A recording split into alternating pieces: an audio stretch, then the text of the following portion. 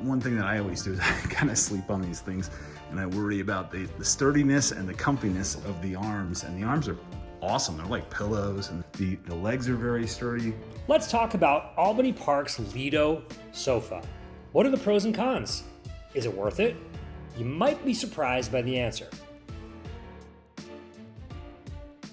Hey everyone, it's Alex with Couch.com, and I'm here joined by my friend Paul McKee here today. How you doing, Paul? Doing well. I was helping Paul figure out the best couch for his home. Hey guys, so we recently had to replace all of our furniture in our house.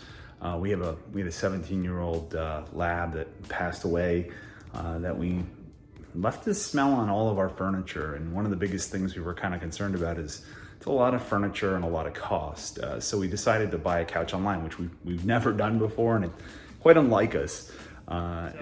After, I got a little bit of info about you and your situation, we started talking about this great couch from Albany Park. Now, I had heard great things about Albany Park. I've seen their products a few times, but I don't have them in my own home. I was skeptical because of the price.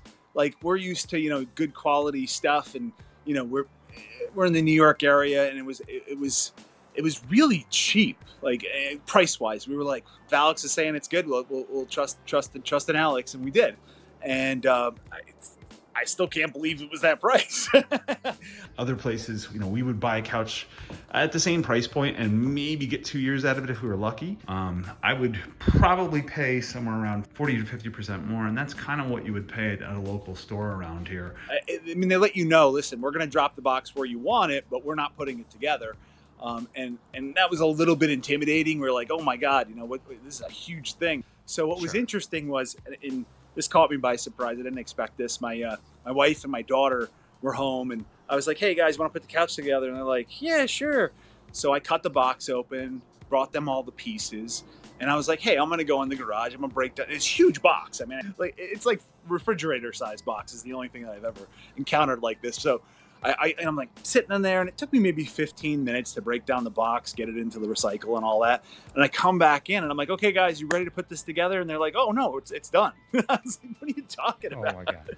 But yeah, it took them like 15 minutes. And in the video you sent me, you showed that the couch was in like great condition post a few weeks with dogs. I'm assuming that's still the case. We only have leather couches everywhere because we have dogs. And this is our first non-leather couch, and it was surprisingly easy to clean, like just as easy as the leather, which was interesting. It's not porous, let's put it that way. So when you drop something on it, it doesn't get sucked in. You're like, oh my God. It really was pretty easy to clean. So it was a pleasant surprise. But one of my points to everybody at Couch.com, to all of our users and customers, is that you don't have to spend $1 million to get $1 million sofa. Like, there are a lot of companies out there these days, like Albany Park, doing a great job just focusing on keeping it simple. They keep their overhead low. It's an online-only company, and they make a great product. Well, say hi to the family and the dogs for me, and thanks again for doing this crazy experiment with me at Couch.com.